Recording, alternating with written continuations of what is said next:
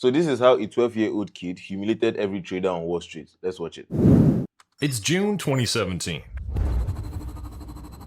Bitcoin. What is Bitcoin? As an alternative to cash, Bitcoin. It's called a digital gold. It's called the future of money, and it's a hedge against inflation. I'm sitting in this bed, in the studio apartment, and I just became a millionaire. The world is trying to make sense of Bitcoin. Most experts call it a bubble. Some dismiss it as internet play money. But in the background, something extraordinary is happening. A 12-year-old kid from Idaho is making a bet that even the most seasoned Wall Street traders wouldn't dare to take. His name? Eric Finman, a kid who's not only about to become one of the youngest traders, but also the world's youngest Bitcoin millionaire. Armed with nothing more than $1,000 and a vision, he dives headfirst. Says I'm with nothing more than $1,000 and a vision. A vision to change the world. Into a market that no one takes seriously. And while bankers and economists laugh, he quietly accumulates what will become a fortune. This is the story of how Eric Finman, against all odds, turned a childhood gamble into millions. Some kids had video games, some kids had sports, mine was Bitcoin. Why does all of this thing feel like a scheme? Some kids have video games, some kids have sports, mine was Bitcoin. All in the name to make people believe. Okay, let's see. Eric Finman was born on the 26th of October, 1998, in a small town called Post Falls in Idaho. And despite Post Falls being nothing spectacular, both of Eric's parents did actually achieve something significant in this little town. They had built successful lives for themselves in Idaho, with the couple both holding PhDs. And while his dad has a PhD in electrical engineering, his mother got hers in physics, naturally making the Finman family very unconventional. All of Eric's siblings were inquisitive and smart, often spending time around engineers instead of having recess, due to them being homeschooled. And Eric was keen to follow this path as well. His parents knew he was a bright child, with him having a fascination with technology from a young age. And he would even dress up as a mini Steve Jobs after his parents bought him an outfit for Christmas. But Finman's parents didn't homeschool him right away, which was starting to make his life difficult. Wait, his life was difficult because his parents did not homeschool him right away? And the teachers there weren't supportive either, so these other students, they would criticize me, and then one teacher actually joined in and was kind of making me pretty sad in class, so it wasn't a great learning environment. At the time, it was clear Eric didn't enjoy. Let me understand something. Wait, so it was not a learning environment because students were making fun of him? Let me get that part. Right away, which was starting to make his life difficult. Let me get that part. And the teachers there weren't supportive either, so these other students, they would criticize me, and then one teacher actually joined in and was kind of making me pretty sad. Oh, okay. So the students were criticizing him, then the teachers joined in, or one teacher joined in, okay. I mean, when your teacher is saying trash about you, it's not a good learning environment. So, I mean, I thought it was the students criticizing him that made the space not a good learning environment. I would have said, come to my country. In class, so it wasn't a great. Because right here we criticize ourselves as fun, like we have fun doing this thing. Let me arrange this. Okay. At the time, it was clear Eric didn't enjoy conventional schooling. I didn't like school, was not a fan of it, did not fit in. And his teachers weren't that enthusiastic about the young man's prospects either. According to Eric, one of his teachers had told him to drop out and work at McDonald's. Even one teacher actually told me to drop out. That was bad. That was legit bad. That was genuinely bad. Nah. So how did he move from that guy to becoming the guy that humiliated every trader on Wall Street? This is getting interesting. Out and work at McDonald's because I'll never amount to anything more in life. And while Finman was keen to drop out of school, it wasn't McDonald's he had his eyes on. After years of switching schools and never finding a permanent place for his educational needs, Eric decided that the standard schooling route wasn't for him. And he created a plan that would convince his parents to let him drop out of school early and pursue his dreams. But what was this well thought out plan, you might ask? Well, Finman made a deal with his parents that would let him leave school if he made $1 million all by himself. By the time you're 18, then you have to go back to school. And that was the bet. Almost as good of a deal as you hitting that subscribe button right now for more great content. Anyways, being a kid, Eric didn't have any money for an initial investment to make this deal happen, meaning he had to rely on a kind $1,000 donation from his grandmother, which she was originally saving for Eric's future scholarship fund. Grandmother had given me $1,000 for my scholarship to go to school. I guess I stole it from that bank account and bought Bitcoin with it. Now that Finman had a bit of money, he just needed that. So when I hear the story of those people that got into Bitcoin at a very, very early stage, I won't say it's luck, but then it's risk. Because what happened if Bitcoin did not make it? I mean, there were other coins that were created early on and they didn't make headline like Bitcoin. So what happens if you took that risk and you invested $1,000 that you were supposed to use for school into a digital coin, something you can't see, and yeah, you don't see it. Something you can't see and you don't see it. needed to work out how to turn it into $1 million, with an unlikely source of information opening the door to his future wealth. After the financial crash in 2008, lots of Americans were upset with their current banking systems, which caused a large amount of unrest in many US states. This unrest would often lead to demonstrations or protests, which Eric Finman's older brother decided to attend, bringing Eric with him for the day out. Bitcoin was just a few dollars. My older brother brought me to this protest, and it was very much like a footloose-like protest. Despite all the chaos and noise of the protest, Finman claims he encountered a hippie who told him about Bitcoin and its potential to end Wall Street. In the middle of running from the police, some guy, he had this orange shirt on with a bee on it that looked like a dollar sign. And I asked him, what's that? And I was just 12. And he said, it's Bitcoin, man. It's going to end Wall Street, bro. And he ran off. Which, unsurprisingly, was an attractive statement at the time, given the financial crash. However, after doing some further research alongside his brother, Eric started to see the potential in Bitcoin and took the leap of faith by purchasing $1,000 worth of the cryptocurrency while the coin was valued at around $10 to $12, meaning his modest investment gave him a lot of coins to work with. Little did he know, that single decision would set off a chain of events in ways no one could have imagined. The young trader spent his time away from school buying and selling the cryptocurrency while juggling his homework. Bitcoin. Seriously though, let me say this, yeah? People who bought Bitcoin at a very, very early stage and held to like maybe $100,000 or even $50,000 should be celebrated genuinely, because how do you buy something at $12 and you say that thing crush $500 and you didn't sell it? You see it crush $1,000 and you didn't sell it. I mean, let's be realistic. If you invest $1,000 into X, right, whatever, and it moves your $12, that's you bought at the price of $12, and your $12 went to like what? Being realistic now, even $250. That's an insane amount of gain. Why didn't you sell it there? So for you to hold through that pump to like maybe $50,000, $10,000 or $10,000 or $20,000 or even $50,000 or even $100,000 and above, which is where Bitcoin is right now, you should be celebrated. I mean, whoever gave you the mind and whoever gave you that information to keep holding Bitcoin, I should be celebrated. I just thought to say it, because if it was me, I bought it at $12,000 at $12 per share or per coin. At $20, I'm already taking profits. Probably that's why I'm not rich yet.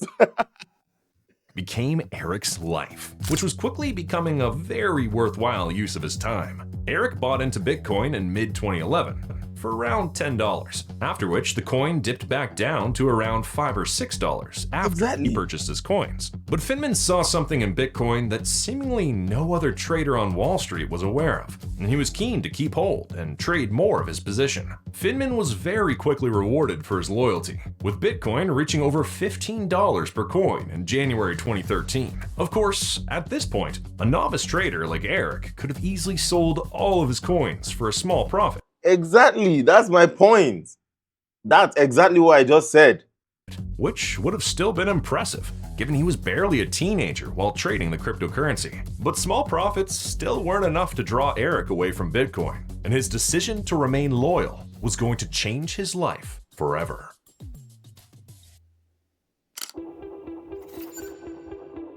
In 2013, it was clear that Eric's schoolwork was going to be a side quest in his journey, as trading Bitcoin was only getting more and more profitable for him. Although 2012 wasn't the most exciting year for Bitcoin investors, with the coin reaching heights of only around $12, 2013 was a much different story. As mentioned, Finman could have sold his coins for a small profit in January, but by the end of 2013, Bitcoin had reached a staggering $950 per coin, making Finman more profitable that year than most traders on Wall Street, with around an 8,000% return on his initial investment, which are numbers even the best traders can only dream about when investing in more conventional stocks and shares. But Eric now had a much harder decision to make, as this was no longer a small profit of a few dollars, and for such a junior trader, 2014 must have been an emotionally draining year. Despite hitting a valuation of over $900 in 2013, Bitcoin's valuation was dropping in 2014,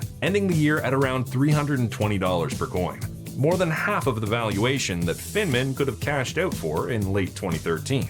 Yet, even with the drop in price, his $1,000 investment in 2011 was still massively up in profit, and Eric was keen to upskill himself even further, wanting to follow in the footsteps of one of his biggest idols, Alexis Ohanian. By this time, Eric Finman's Bitcoin investments were going much better than expected, and he was keen to start his own business with some of the capital he had raised by trading cryptocurrency. Eric was a huge fan of Ohanian, with one of his brothers giving him a book written by the Reddit co-founder, which inspired his entrepreneurial efforts. Finman's initial Bitcoin investment of $1,000 was now a much larger number, with his trading profits greatly outperforming a more conventional trading strategy like indices trading. If Eric had put his $1,000 into something like the S&P 500 during 2011 to 2013, he would have made around a 40% profit. But instead of relying on the standard trading strategies, the young trader had now turned his $1,000 into over 100 times more, thanks to If we're going to be honest, yeah, if you're new to the online money, the internet money, and you want to grow, let me tell you the facts. If you want to grow, let's say you start forex trading, crypto trading, whatever, you have a higher chance of making it in the space, taking risk, betting on your confidence, betting on your conviction, than you are going to, you have a lot more chance making it in that industry or using that strategy or that approach than you being conservative. Oh, I'm going to be making 10% a day, 20% a day. Chances are you would blow your money doing 10% a day. It is those safe investments that you call save. I want to be making 20% per annum. Those ones are the ones that will lose you money. Those ones are the ones that will lose you money. The ones that are high risk, high reward, they're high risk. You can go back to zero. So it's not a one-way thing. You can either go back to zero or you go back, you leave the trenches for good. So pick your, what they call it, pick your poison, basically. I feel like I'm Neo right now. Or what's this man's name that offered Neo the green and the red pill? Pick the one you want to choose. To trading Bitcoin. However, he was about to risk all the hard work he had done until this point. With Eric cashing out $100,000 from his investment profits to put into his business ventures. His first venture was a modest project, with the teenager hiring a developer to make him a Flappy Bird clone, which he managed to get onto the App Store. The app didn't have much success, but hiring a developer and launching the app gave Eric the confidence he needed to move into more advanced elements of running a company. His next business venture was very close to home for Eric, as he wanted to create a company that would aid students in rural areas in finding better teachers to educate them on a wide variety of topics. I wanted to create a website where you could type in any subject you wanted to learn and find someone to teach you that over video chat. But before he could even start such an ambitious business, he needed to tick off one of his bucket list goals. At 15 years old, Finman spent $8,500 of his $100,000 profits on buying a once-in-a-lifetime chance to spend the day with O'Haney eating waffles and attending a Brooklyn Nets game together. Eric's determination impressed the Reddit co-founder, with Alexis saying that he had to check himself the whole time to remind himself that he was talking to a teenager, which eventually resulted in the multimillionaire becoming a mentor for Finman throughout his career. After this meeting, the teenager made his education business dream a reality when he launched Botangle. It's called Botangle, and its mission is to replace the public education system. A company that focused on linking students with instructors around the world. Bro, it's changing the And system. he also dropped out of high school, which was likely a much easier decision to make given his success in the cryptocurrency world. But for Botangle, the company gained mainstream attention after Eric created a Reddit post on a popular subreddit bragging about his success running the company at just 15 years old, leading the young business owner to trend on Twitter and get people talking about his company. However, Eric wasn't going to stay in the business world forever, and he had hardly given up on the future of Bitcoin. In fact, he was ready to secure a legendary status within the crypto world. After attracting as much attention to himself and Botangle as possible, Eric Finman sold the company for a staggering 300 Bitcoin, which in today's Bitcoin price would value the business at $30 million, showing that he was wise to withdraw $100,000 worth of his precious Bitcoin to start the company. Not only was this yet another incredible achievement from Finman, but with Bitcoin hitting $2,700 per coin in June 2017, he also became the youngest Bitcoin millionaire in the world, which is insane, given he started with only $1,000 from his grandma. What makes this moment even more special was the promise he made to his parents when he was just 12 years old, as he could now leave the education system forever after earning at least $1 million at the age of 18, which just goes to show how powerful a bit of self-belief can be. However, getting all this money at such a young age must have been incredibly overwhelming, as Finman's followers were noticing some changes in the young and humble crypto trader, and they weren't positive changes. Bro, he's Now not that Eric humble Finman's anymore. Bitcoin stash had reached a valuation of over $6 million, he started living the rich kid lifestyle, flaunting his wealth to his followers and making somewhat out-of-touch comments about how to get rich. One of his first purchases after making it big was an Audi R8, which he would often show off in various posts on Instagram, alongside laying on a bed covered in money. And his latest purchases from shopping sprees in some of the most expensive stores in America. He also used some of his money to create a real-life Dr. Octopus suit. But this was a more noble cause, as you could also use the suit for prosthetic prototyping. However, it was clear that Finman had now suddenly transformed from wanting to change the world to suddenly flexing his wealth. And he was That's actually the thing with young people. Yeah, most times you notice that young people want to make money, but they don't have purpose for their money. So if you're out there and you're chasing money, you're like, oh, I want to make money, I want to make money, I want to make money. First build a purpose. First build, what do I want to do when I make that money? See, trust me, the drive to make money is going to always be there if you have a reason why you want to make money. Let your reason for the reason why you want to make money should not be, oh, I want to just make money, I want to just be like my mate, I want to just be like my friends. No, you are always going to either spend the money stupidly or blow the money away or whatever, not make something good come out of the money. So have a purpose, and this is what it looks like, right? I want to build school. I'm not saying you should build school, but I'm giving an example. I want to build school for disabled children, right? That's your goal. That's why you need money. Now, I am going to go chase money so I can build school for disabled children. Or I want to build a mansion that can house 50 persons and whatever, right? Let there be a reason why you need money. So anytime you feel weak, anytime you feel like I'm going to give up on this quest for money, or I'm going to give up on this thing I'm doing, your purpose is always going to remind you that, okay, we've not achieved this, right? And we need to still keep working. I don't know if that makes sense. So, because most times you see people, they chase money so much, and when they hit the money, when they arrive at I have made money status, they don't know what to do with it. You see them going to clubs, you see them buying flashy cars. Flashy cars are not bad. I'm not saying flashy cars are bad. Buy them, enjoy them, it's your money, use them. But let your money have a major purpose why you want to even have money. It's going to help you. Pro tip. I just gave you a pro tip. Let's finish this video.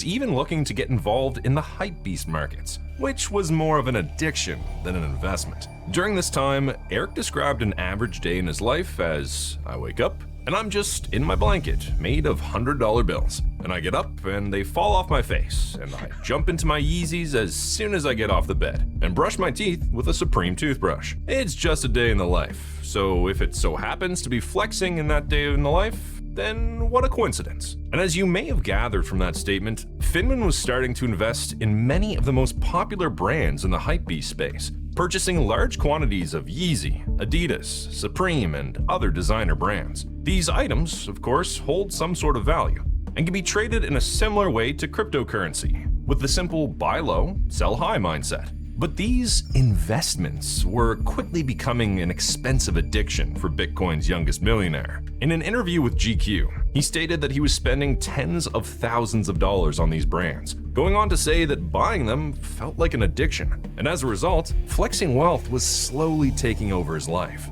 Eric later explained that many of his social media antics were just an act, and that he didn't really have this rich kid persona that he sold to all his followers. But if he claimed that this was already an act, then what else would he lie about? Well, when you dig a little deeper into the backstory surrounding his rise to wealth, there are some inconsistencies that are hard to ignore. One of the What is about to happen right now? What is about to happen right now?